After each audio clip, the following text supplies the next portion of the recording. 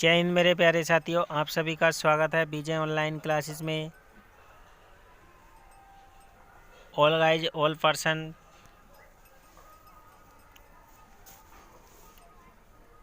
खंड थर्ड यानी कि तीसरा भाग, जलवायु वनस्पति एवं मृदा, कक्षा 11 का भूगोल। ठीक है गाइज, तो देखते हैं यानी कि जलवायु वनस्पति एवं मृदा। ठीक है, भाग 3। तो भाग 3 देखते हैं। तो हम पढ़ते हैं आज जलवायु के बारे में। ठीक है, अध्याय नंबर 4 स्टार्ट है आपका जलवायु यानी कि क्लाइमेट के बारे में हम जानेंगे। ठीक है गाइस,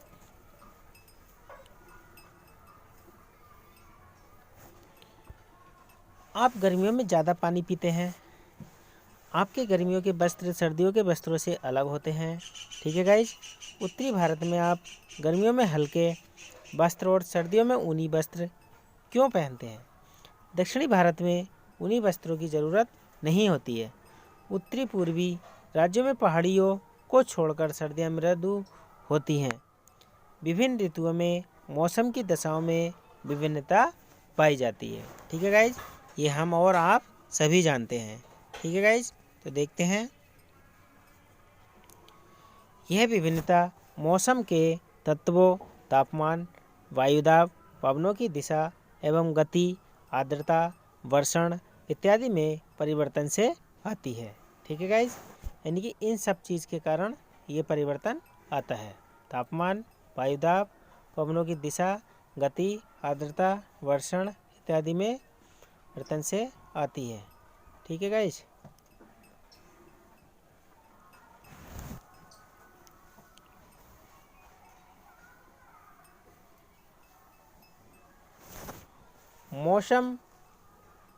मौसम वायुमंडल की क्षणिक यानी कि मौसम वायुमंडल की क्षणिक अवस्था है, जबकि जलवायु का तात्पर्य अपेक्षाकृत लंबे समय की मौसमी दशाओं के औसत से होता है। मौसम जल्दी जल्दी बदलता है, यानी कि जो मौसम होता है वो जल्दी जल्दी बदलता है। ठीक है गाइज, जैसे कि एक दिन में या एक सप्ताह में, परंतु जलवायु में बदलाव 50 अथवा इससे भी अधिक वर्षों में आता है।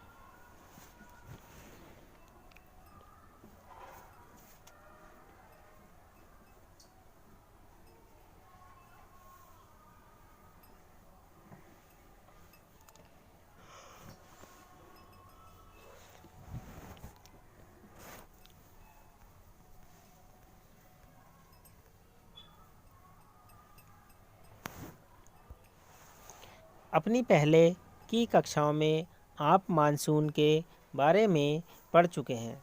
आपको मानसून शब्द का अर्थ भी ज्ञात है। मानसून से अभिप्राय ऐसी जलवायु से है जिसमें ऋतु के अनुसार पवनों की दिशा में उत्क्रमण हो जाता है, यानी कि ऋतुओं के अनुसार पवनों की दिशा भी बदल जाती हैं। भारत की जलवायु उष्ण मानसूनी है। ठीक है गाइज, देखिए क्वेश्चन आता है भारत की जलवायु कैसी है? तो भारत की जलवायु उष्ण मानसूनी है। ठीक है गाइज, कैसी है? उष्ण मानसूनी।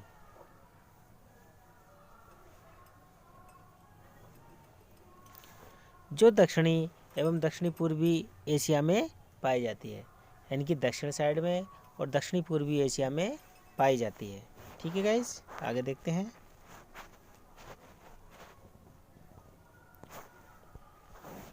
मानसून जलवायु में एकरूपता एवं विविधता, डाइवर्सिटी। ठीक है, मानसून पवनों की व्यवस्था भारत और दक्षिण पूर्वी एशिया के बीच एकता को बल प्रदान करती है। मानसून जलवायु की व्यापक एकता के इस दृष्टिकोण से किसी को भी जलवायु की प्रादेशिक विभिन्नताओं की अपेक्षा नहीं करनी चाहिए।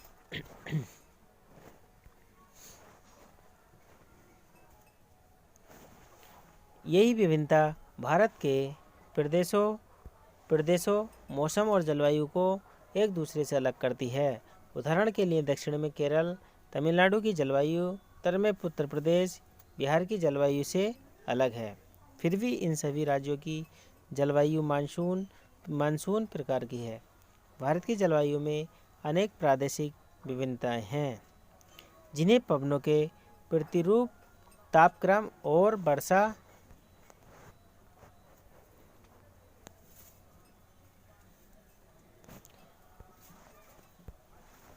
ऋतुओं की लय तथा आर्द्रता एवं शुष्कता की मात्रा में भिन्नता के रूप में देखा जा सकता है।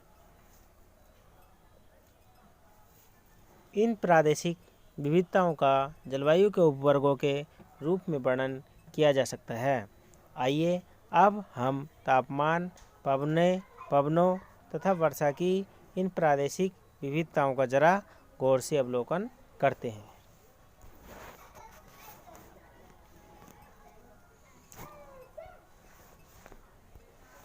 गर्मियों में पश्चिमी मरुस्थल में तापक्रम कई बार 55 डिग्री सेंटीग्रेड को स्पर्श कर लेता है, जबकि सर्दियों में लेह के आसपास तापमान -45 डिग्री सेल्सियस तक गिर जाता है।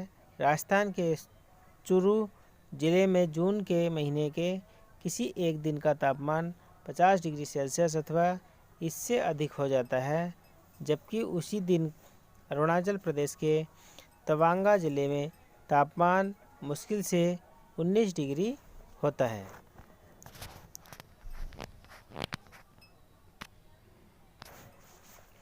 उन्नीस डिग्री सेल्सियस तक पहुंचता है। ठीक है गाइस। दिसंबर की किसी रात में जम्मू और कश्मीर के द्रास में रात का तापमान -45 डिग्री सेल्सियस तक गिर जाता है। ठीक है गाइस। जबकि उसी रात को तिरुवनंतपुरम अथवा चेन्नई में तापमान 20 डिग्री सेल्सियस से 22 डिग्री सेल्सियस तक रहता है। ठीक है गाइस। उपयुक्त उदाहरण पुष्टि कर सकते हैं।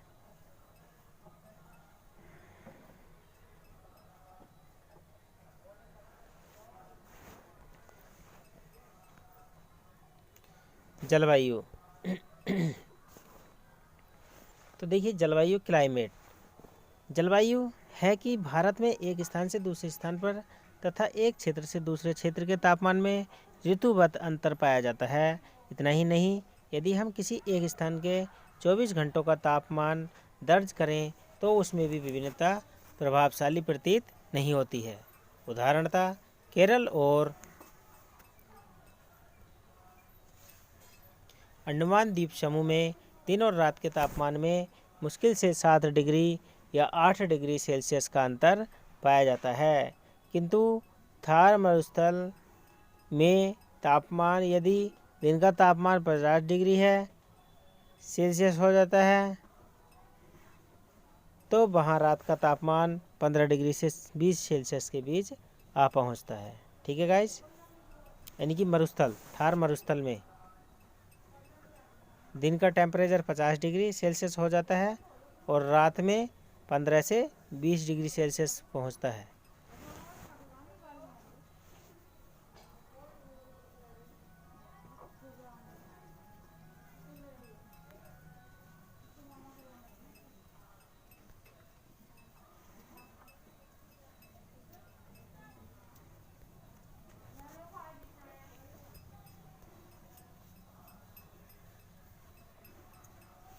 आइए अब हम वर्षण के प्रादेशिक विविधताओं को देखें। हिमालय में वर्षण मुख्यतः हिमपात के रूप में होता है, जबकि देश के अन्य भागों में वर्षण जल की बूंदों के रूप में होता है।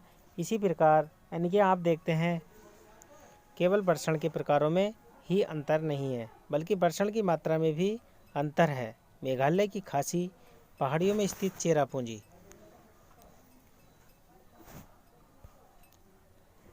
चेरापूंजी और मोसिनराम, यानी कि पहला चेरापूंजी था और वर्तमान में है मोसिनराम, में औसत वार्षिक वर्षा 1080 सेंटीमीटर से ज़्यादा होता है। इसके विपरीत राजस्थान के जैसलमेर में औसत वार्षिक वर्षा शायद ही 9 सेंटीमीटर से अधिक होती हो।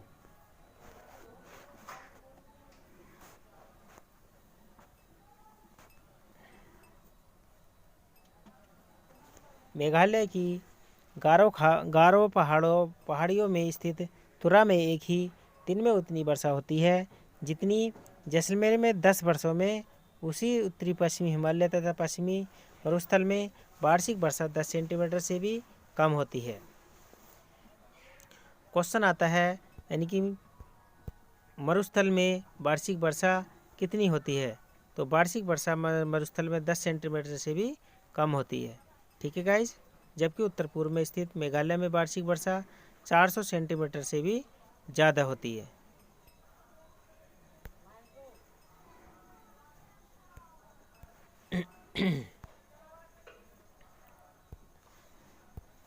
जलवायु जुलाई या अगस्त में गंगा के डेल्टा तथा उड़ीसा के तटीय भागों में हर तीसरे या पाँचवें दिन प्रचंड तूफान मूसलाधार वर्षा करते हैं।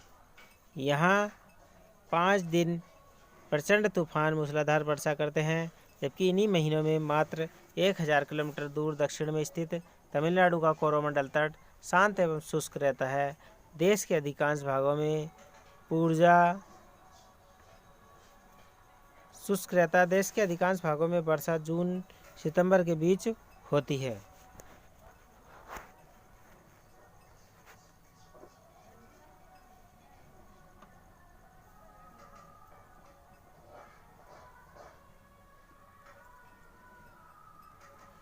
इन्हीं विभिन्नताओं और विविधताओं के बावजूद भारत की जलवायु अपनी लय और विशिष्टता में मानसूनी है। ठीक है गाइज, भारत की जलवायु को प्रभावित करने वाले कारक। अब देखते हैं भारत की जलवायु को प्रभावित करने वाले कारक।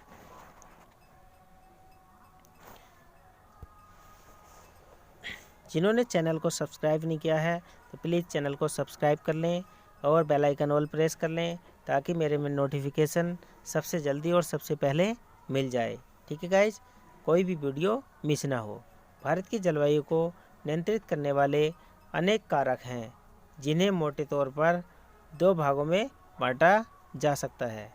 नंबर 1, स्थिति तथा उच्चावचन संबंधी कारक। नंबर 2,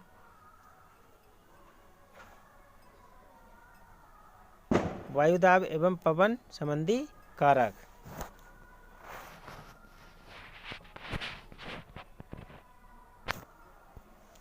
स्थिति तथा उच्चावच संबंधी कारक। अक्षांश आप भारत की मुख्य भूमि का अक्षांशीय एवं देशांतरीय विस्तार पहले से ही जानते हैं। आप यह भी जानते हैं कि कर्क रेखा पूर्वी पश्चिम दिशा में देश के मध्य भाग से गुजरती है। इसी प्रकार भारत का उत्तरी भाग शीतोष्ण कटिबंध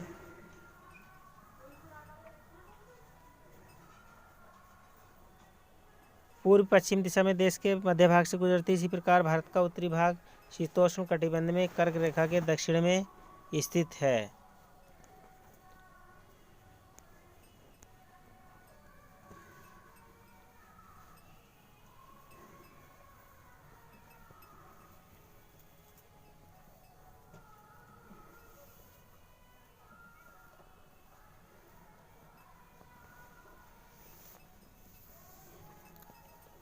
शीतोष्ण कटिबंध में कर्क रेखा के दक्षिण में स्थित भाग उष्ण कटिबंध में पड़ता है। उष्ण कटिबंध भूमध्य रेखा के अधिक निकट होने के कारण सारा साल ऊंचे तापमान तथा कम दैनिक और वार्षिक तापमान अंतर का अनुभव करता है। कर्क रेखा से उत्तर में स्थित भारत में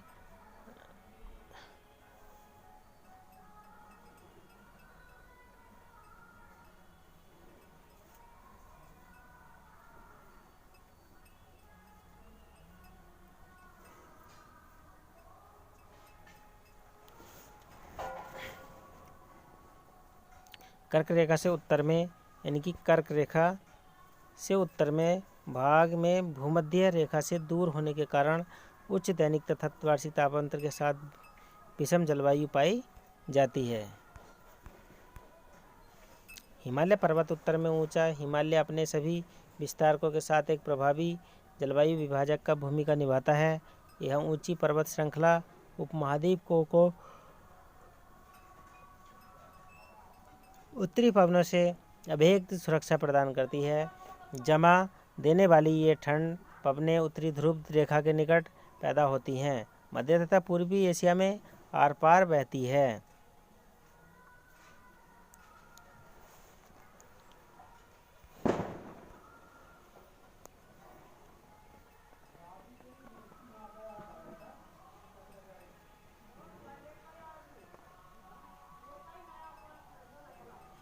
जल और स्थल का वितरण। भारत के दक्षिण में 3 और हिंद महासागर है। हिंद महासागर, उत्तर की ओर ऊंची व आच्छादित पर्वत श्रेणी, स्थल की अपेक्षा जल दर्रे, जल से देर से गर्म होता है और देर से ठंडा होता है। वह जल और स्थल के इन विविध तापमान के कारण भारतीय उपमहाद्वीप में विभिन्न विभिन्न ऋतुओं में विभिन्न वायुदाब प्रदेश भी विकसित हो जाता है।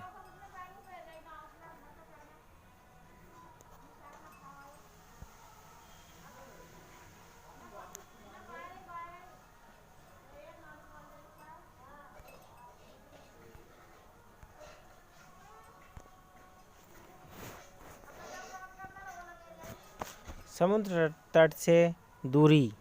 लंबी तटीय रेखा के कारण भारत के विस्तृत तटीय प्रदेशों में समकारी जलवायु पाई जाती है। भारत के अंदरूनी भाग समुद्र के समकारी प्रभाव से वंचित रह जाते हैं। ऐसे क्षेत्रों में विषम जलवायु पाई जाती है। यही कारण है कि मुंबई तथा कोंकण तट के निवासी तापमान की विषमता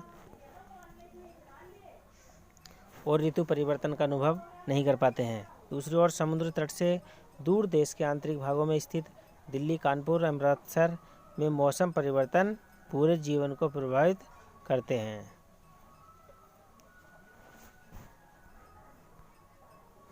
समुद्र तल से ऊंचाई के साथ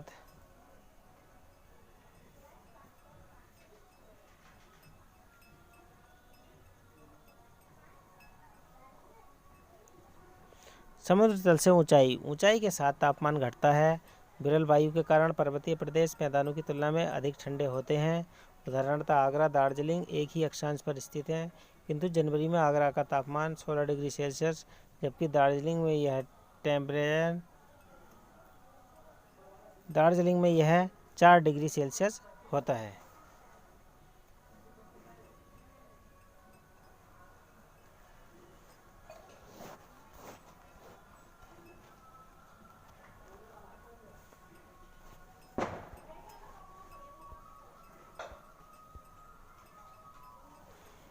उच्चावच। भारत का भौतिक स्वरूप अथवा उच्चावच तापमान, वायुदाब, पवनों की गति एवं दिशा, ढाल की मात्रा, वितरण को प्रभावित करता है।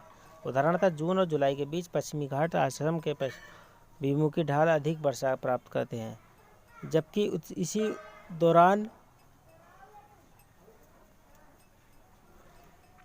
पश्चिमी घाट के साथ लगा दक्षिणी पठार पवनमुखी स्थिति के अनुसार कम वर्षा।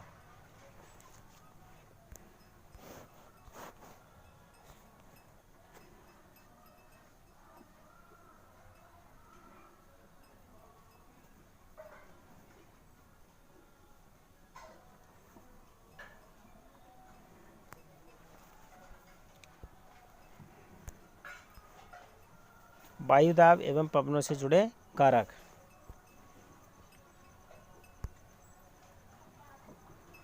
भारत की स्थानीय जलवायु में पाई जाने वाली विविधता को समझने के लिए निम्नलिखित 3 कारकों की क्रियाविधि को जानना आवश्यक है। फर्स्ट कारक है आपका वायुदाब एवं पवनों का धरातल पर वितरण। भूमंडलीय मौसम को नियंत्रित करने वाले कारकों एवं विषैली विभिन्न वायु संहिता जेड प्रभाव के अंतर्वाह द्वारा उत्पन्न ऊपरी वायु संचरण। शीतकाल में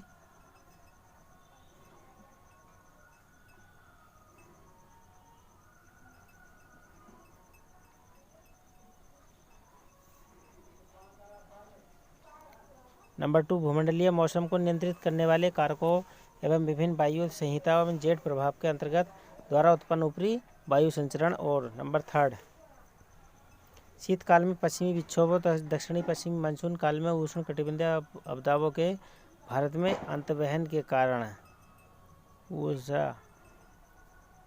उत्पन्न वर्षा की संभावनाएं।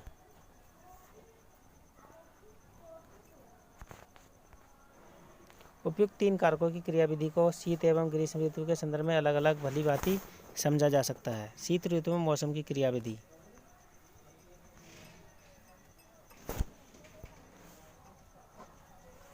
धरातलीय वायुदाब तथा पवनें। शीत ऋतु में भारत का मौसम मध्य पश्चिमी एशिया में वायुदाब के वितरण से प्रभावित होता है। इस समय हिमालय के उत्तर में तिब्बत पर उच्च वायुदाब केंद्र स्थापित हो जाता है। इस उच्च वायुदाब केंद्र के दक्षिण में भारतीय उपमहाद्वीप की ओर से निम्न स्तर पर धरातल के साथ साथ पवनों का प्रभाव प्रारंभ हो जाता है। मध्य एशिया के उच्च वायुदाब केंद्र से बाहर की ओर चले जाने पर धरातलीय पवनें भारत में शुष्क महाद्वीपीय पवनों के रूप में पहुंचती हैं। ये महाद्वीपीय पवनें उत्तर पश्चिमी भारत में व्यापारिक पवनों के संपर्क में आती हैं, लेकिन इस संपर्क क्षेत्र की स्थिति स्थायी नहीं है। कई बार तो इसकी स्थिति खिसक कर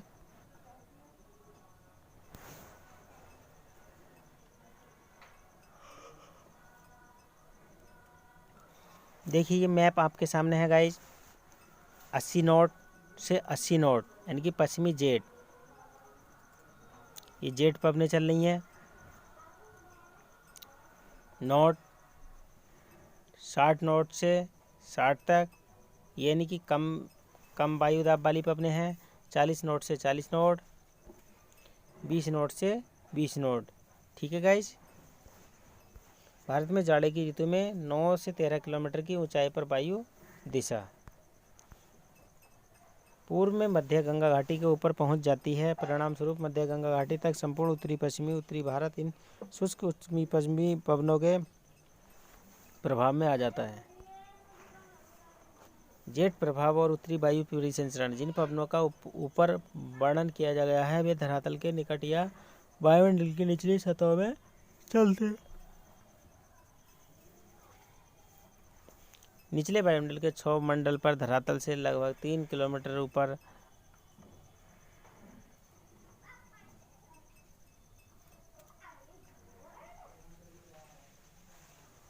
निचले वायुमंडल के क्षोभ मंडल पर धरातल से लगभग 3 किलोमीटर ऊपर बिल्कुल विभिन्न प्रकार का वायु संचरण होता है। ऊपरी वायु संचरण के निर्माण से में पृथ्वी के धरातल के निकट वायुमंडलीय दाब की भिन्नताओं की कोई भूमिका नहीं होती है। 9 से 13 किलोमीटर की ऊंचाई पर समस्त मध्य एवं पश्चिमी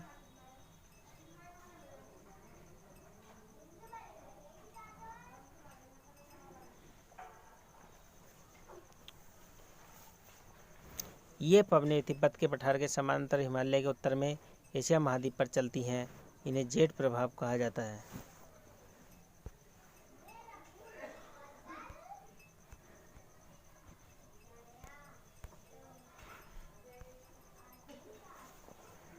जिनके परिणाम स्वरूप जेट प्रभाव 2 भागों में बढ़ जाता है। इसकी एक शाखा तिब्बत के पठार के ऊपर में बहती है, जबकि दूसरी जेट प्रभाव की दक्षिणी शाखा है।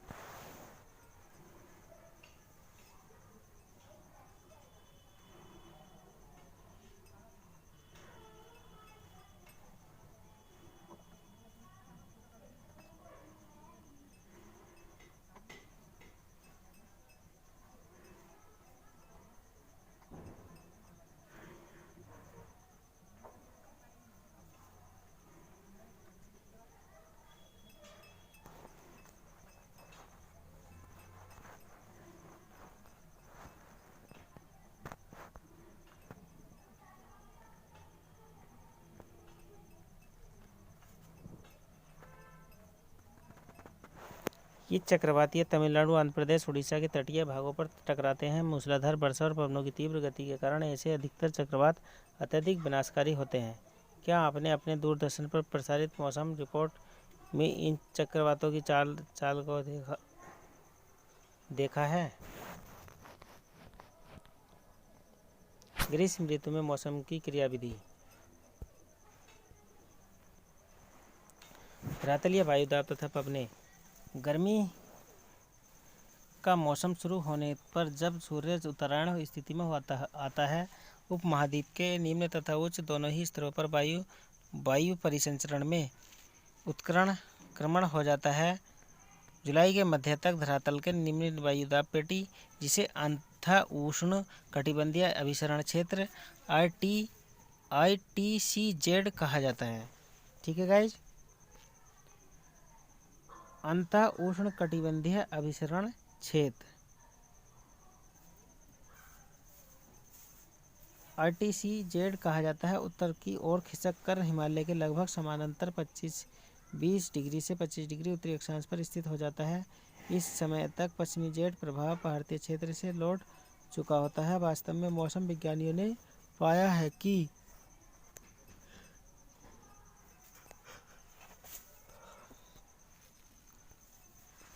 भूमध्य रेखीय द्रोणी RTCZ के ऊपर की ओर खिसकने तथा पश्चिमी जेड प्रभाव के भारत के उत्तरी मैदान से लौटने के बीच एक अंतर्संबंध है। प्राय ऐसा माना जाता है कि इन दोनों के बीच कार्य कारण का संबंध है। RTCZ निम्न वायुदाब का क्षेत्र होने के कारण 40 नॉट, पूर्वी जेड प्रभाव 60 नॉट, 60 नॉट। ग्रीष्म ऋतु में भारत पर 13 किलोमीटर से ज़्यादा ऊंचाई पर पवनों की दिशा।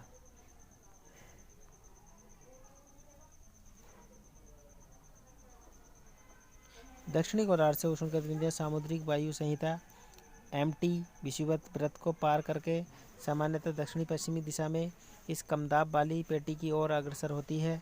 यही आर्द्र वायुधारा दक्षिणी पश्चिमी मानसून कहलाती है।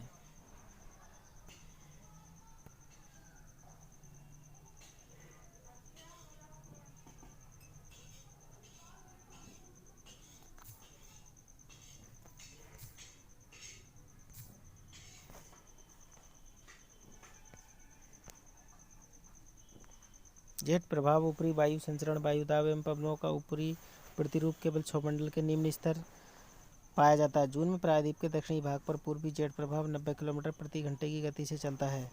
यह जेट प्रभाव अगस्त में 15 डिग्री उत्तर अक्षांश पर तथा सितंबर में 22 डिग्री उत्तर अक्षांश पर स्थित हो जाता है।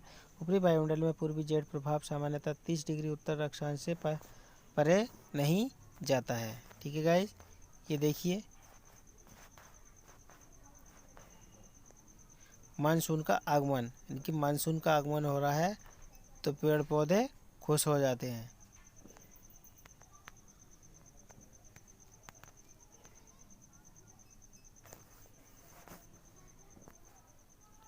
जेट प्रभाव उष्णकटिबंधीय चक्रवातों को भारत में लाता है।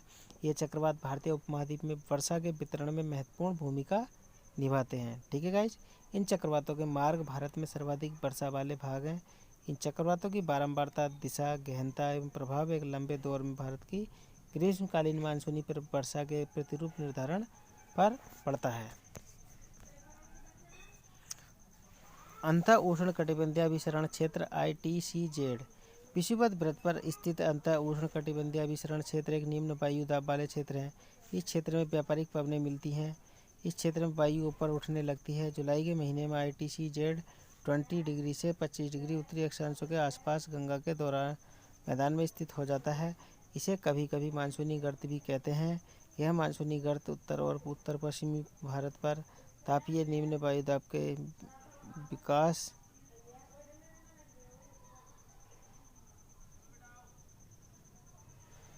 कभी कभी मानसूनी गर्त भी कहते हैं। यह मानसूनी गर्त उत्तरी पूर्वी पश्चिमी भारत तापीय निम्न वायुदाब के विकास को प्रोत्साहित करता है। RTCZ के उत्तर की ओर खिसकने के कारण दक्षिणी गोलार्ध की व्यापारिक पवनें 40 डिग्री से 60 डिग्री पूर्वी देशांतरों के बीच विषुवत वृत्त को पार कर जाती हैं। कोरियोलिस बल के प्रभाव से विषुवत वृत्त को पार करने के वाली इन व्यापारिक पवनों की दिशा दक्षिणी पश्चिम से उत्तर पूर्व की ओर हो जाती है। यही दक्षिणी पश्चिमी मानसून है। शीत ऋतु में अभी तो RTCZ दक्षिण की ओर खिसक जाता है। इसी के कारण पवनों की दिशा पश्चिम से बदलकर उत्तर पूर्व हो जाती है। यही उत्तर पूर्व मानसून है। ठीक है गाइज, तो देखिए गाइज, वीडियो को पूरा देखे करें, लाइक करें, शेयर करें और चैनल को जिसने सब्सक्राइब नहीं किया सब्सक्राइब कर लें। ठीक है गाइज, ताकि सारे नोटिफिकेशन आपको जल्दी से जल्दी मिल जाएं प्लीज़। और गाइज वीडियो को लाइक करें और शेयर करें, बहुत मेहनत से वीडियो बनती हैं। ठीक है गाइज, तो जय हिंद जय भारत।